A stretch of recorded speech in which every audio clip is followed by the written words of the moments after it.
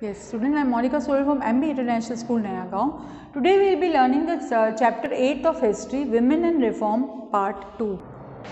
Yes, widow remarriage. The widows who did not commit sati had to live in deplorable conditions. They were not allowed to remarry. They had to shave their heads, wear only white shunned jewelry and all other adornments, and have only one meal in a day. They were not allowed to participate in any social occasions or functions as their presence was considered inauspicious. अब राजा राम मोहन रॉय ने बहुत सारी कोशिश करी women के reform करने के लिए. उन्होंने बोला कि किचन तक के लिए सीमित नहीं है. They can go out and they can do whatever they want to they should be educated. उन लोगों को भी बाहर निकलने का राइट है.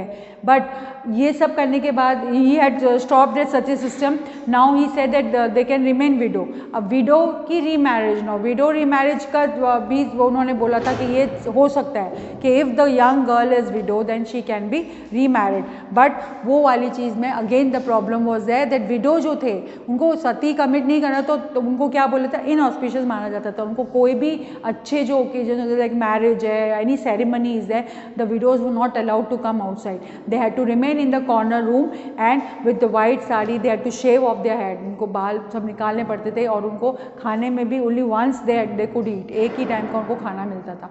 इस तरह का उनको साथ टॉर्चर होने लगा था. So this things were happening. Now Ishwar Chandra Vidyasagar, an Indian Bengali reformer and a famous Sanskrit scholar, spearheaded the widow remarriage. अब इन्होंने, ईश्वर चंद्र विद्यासागर ने ये सारी जो कंडीशन विमेन की देखी तो उनको बिल्कुल अच्छा नहीं लगा. तो उन्होंने बोला कि विडो शुड बी रीमैरिड. उनको रीमैरिज का राइट देना चाहिए. Like Raja Ram Mohan Roy, he use ancient text to suggest that widow could remarry. The widow remarriage act was passed on in 1856. फिर 1856 में विडो रीमैरिज एक्ट पास हुआ था which allowed widows to marry again. This legislation was not properly put in practice. The actual number of widows who remarried remain very low. अब ये जो actual number था वो तो लो रहा because the society was approving it. उनको society में ये चीज़ गलत लग रही थी कि विडो की रीमैरिज कैसे हो सकती है. So the one that did not marry face social ostracism. Marrying a widow remained unacceptable even though Ishwar Chandra possibly participated in the first widow remarriage in Calcutta.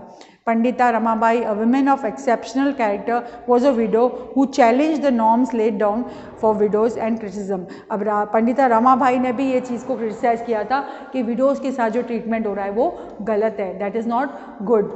And that is why, see, Orthodox Section Society, she is Pandita Ramabai and even she was a widow and she knew that what the feeling comes when the women was tortured by the people. So she made an impact on public life of Maharashtra. She has established the Mukti mission at Pune in 1889 to provide shelter to widows and to train them so that they could support themselves financially.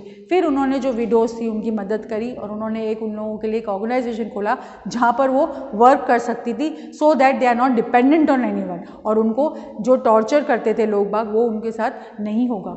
The cause of widow remarriage was taken up by the reformers such as Dayanand Saraswati, Kandukuri, Veeresalingam, Behramji, Malabari and Jyoti Rao Phule. In the Telugu speaking areas of the Madras Presidency, this cause was taken up by the Kandukuri Veerasalingam Pannutulu.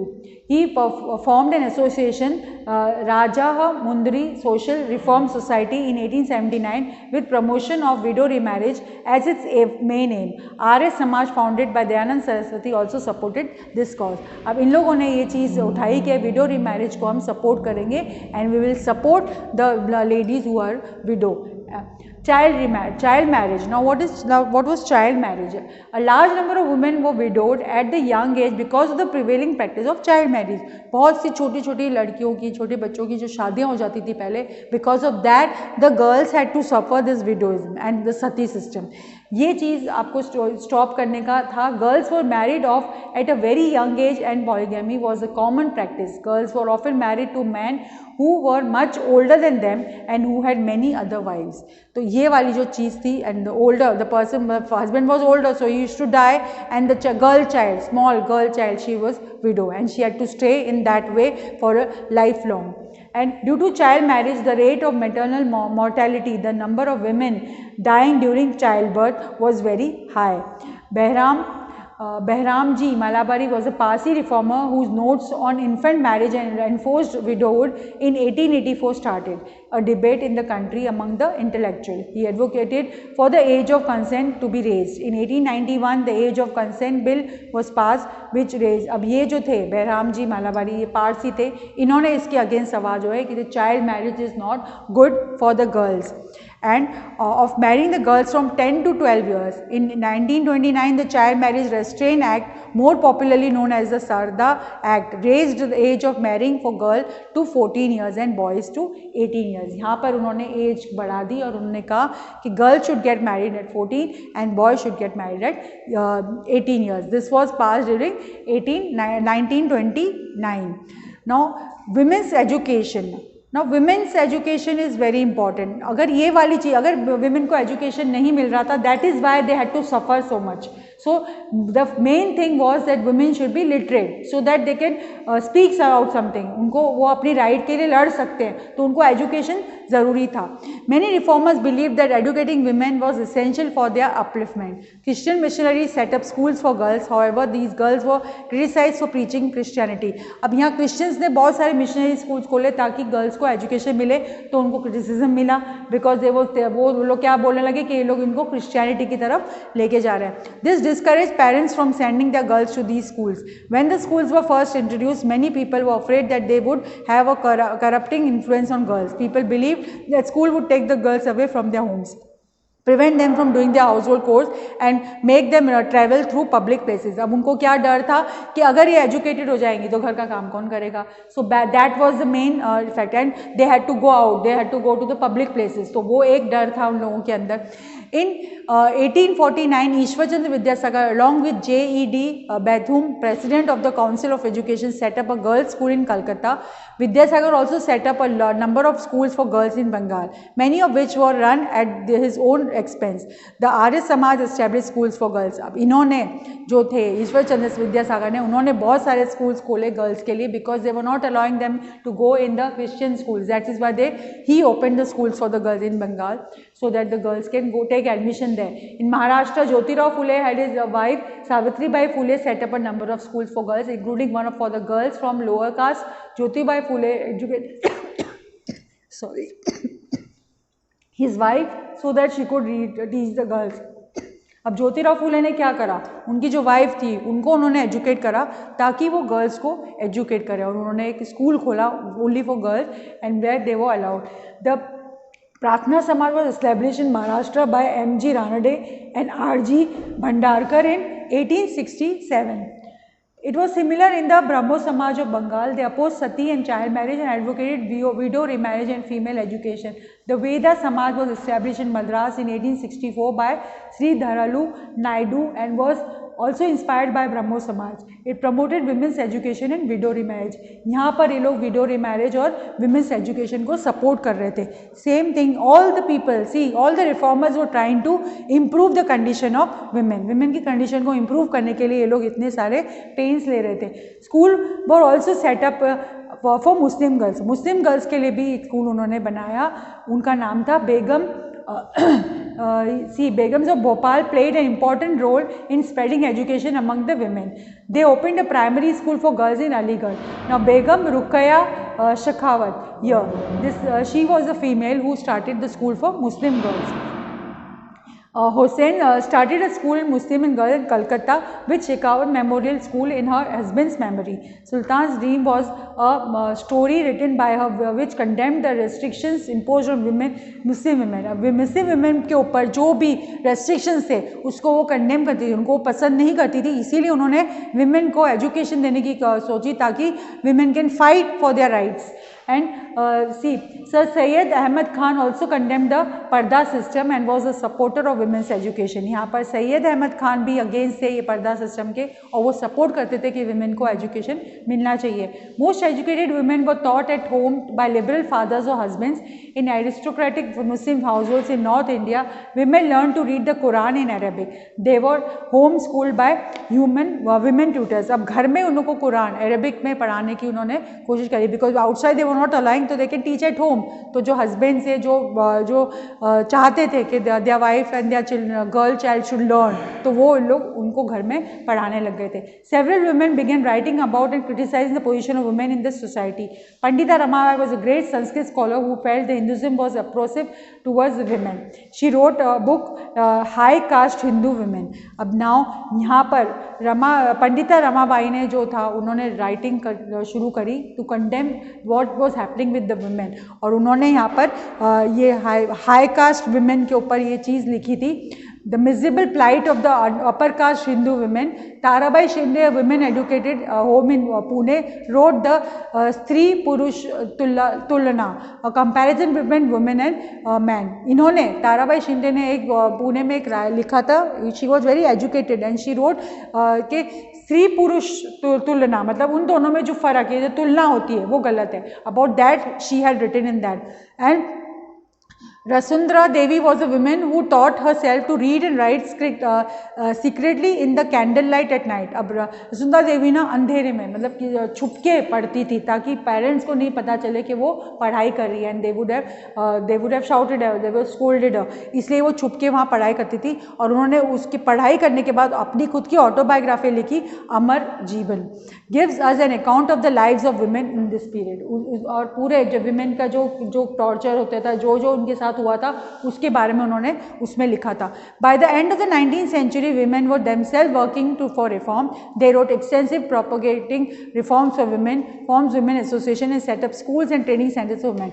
अब 19th century में तो ये situation आती है कि women खुद अपने लोगों को, अपनी आगे जो दूसरी लेडीज थी उनको समझाती थी और उनको रिफॉर्म करती थी और वो चेंजेस लेके आई। The women herself brought the changes, and the school teachers जो थे वो सब women थी, and they used to teach, doctors, trained doctors, and more people were now sending their daughters to schools। बहुत सारे भेजने लगे। women started going to universities, वो teacher बनी, doctor बनी, writers बनी, and they were developing because of this reform। The conservative and orthodox section felt the Hindu women who were adopting western ways for eroding Hindu culture and family values। अब यहाँ पर जो Orthodox family से वो लोग सोचते थे कि ये जो विमेन है जो बाहर जाके एजुकेशन ले रही है वो अपना कल्चर भूल रही हैं, and they are following the culture outside culture, and they are this is wrong for their culture, for their society. So orthodox Muslim थे, ऑर्थोडॉक्स हिंदूज थे, वो सब गलत सोचते थे इन लेडीज़ के बारे में। Most people believe that educating women was useless as it would not prepare them the household work. Educated women were viewed with suspicion. Some people felt that girls should be given education in field such as needle work and hygiene. अब बहुत सारे लोग क्या सोचते थे, girls को education क्या देना चाहिए कि घर में कैसे काम करें, लाइक सिलाई कढ़ाई करो एंड घर का जो काम है वो वाला चीज़ सीखो, but not the education outside. They should not learn to read and write. ये वाली चीज़ गलत है, बोले उससे लड़कियां बिगड़ रही हैं। They used to think in that way. Supporters of women's education argued that educating women was important as only educated wives would provide support to the man who were educated in western ways. अब उन्होंने क्या बोला, supporters जो थे वो बोलते थे women educated होगी तभी तो वो सपोर्ट कर पाएगी मैन को, जो वेस्टर्न एजुकेशन में कर रहे हैं। तो even women should be educated ना, so that both can work together, both can do the work for their family। We will be learning about the case study women's reform movements in Maharashtra। The social reforms of Maharashtra in the 19th century were mixed result of Indian reformation। जो India का जो reformation हुआ वो उसके बारे में we will learn over here। जो tradition way में and how they were international education, how they were reform, कैसे वो चेंज हुई। The impact of international education were evident on the educational people of Bombay and Pune. ज़्यादातर effect international education का the people of Bombay and Pune वहाँ पर पड़ा था। The reformist try to examine their social system and religious beliefs critically and gave priority to social reforms as against the political freedom। In their reform efforts, they had to contend with stiff opposition from the conservatives। और conservatives के oppose जाने का उनका stiff थे वो लोग बोलते थे कि नहीं, जो कंजर्वेटिव बोलते थे ना विमेन को एजुकेशन नहीं मिलना चाहिए, उनको बाहर नहीं जाना चाहिए। For that they were fighting because they were educated in the international school, so they knew that क्या प्रॉब्लम्स उनको फेस करनी पड़ेंगी। Acharya Bal Shastri Jambhekar condemned the evil customs of sati and female infanticide। Ramakrishna Gopal Bhandarkar and Justice Ranade were the pioneer of Pratna Samaj। on an organization of journal, social and religious reforms. Mahadev Govind Ranade was a founder of social conference movement which led social reforms efforts against child marriage and the shaving of women's head, the heavy cost of marriages and other social functions and the caste restriction on travelling abroad. अब ये वाली चीज़ देखो, महादेव गोविंद राणे को ये पसंद नहीं था, child marriage, widows का जो बाल जो हटा देते थे वो चीज़ उनको पसंद नहीं थी, तो वो उनको हटानी थी यहाँ पे। और हैवी कॉस्ट जो मैरिजेस में लगाते थे, इतना पैसा जो खर्च करते हैं marriage, that also he was against of that, and he steadily advocated widow remarriage and female education. He was one of the founders of Widow Marriage Association in 1861. ये founder थे widow remarriage association के, widow marriage के। Behram ji Malabari started Seva Sadan for care of women for all castes. Savitribai Jyotirao Phule was an Indian social reformer with a husband Jyotirao Phule. ये Jyotirao Phule की wife थी जिन्होंने उनको support किया था to uplift the women. She played an important role in improving women's rights in India during the British rule. The couple founded the first women's school at Bhidewada in Pune in 1848. She also assisted her husband in the widow remarriage movement in Maharashtra. इन्होंने school भी खोला था, जो इन्होंने खोला था पुणे में 1848 को, and then widow remarriage movement in Maharashtra के लिए भी उन्होंने अपने हस्बैंड को सपोर्ट किया था। Women's reform movement in Bengal, with the support of British government, these people, these reformers, they brought change in the society, they brought change in the women status. And यह राजा राम मोहन राय, द्वारकानाथ टैगोर, ईश्वर चंद्र विद्यासागर, ये सारे मिलके इन्होंने चेंजेस ये लेके आए and for the progress of women. Raja Ram Mohan Roy वो died eight 1833 में डेथ होने के बाद उनका जो ब्रह्मो समाज था उसका अपलिफ्टमेंट किया था केशव चंद्र सेन और देवेंद्रनाथ टैगोर ने। एंड ये reformer constructed the abortion of sati and polygamy, और इन्होंने विडो रिमैरिज और ये encourage widow women's education. Henry Vivian Derozio teacher थे हिंदू कॉलेज में, और उन्होंने यंग बंगाल मूवमेंट स्टार्ट करा था। Through this movement he gain much support by getting women their rights and spreading the message of improving the status of women in general.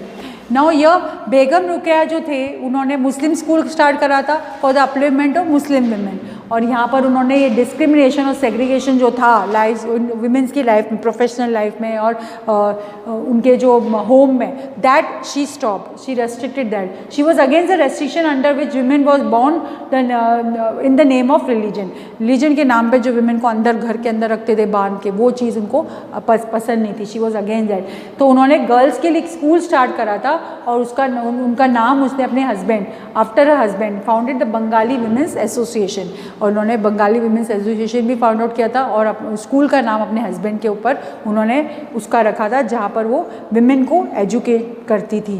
Now this is what we have studied about the women reform, how the our reformers have reformed the society and they have encouraged the women and they have uplifted the women in the society. So this is what we have learned now. Thank you.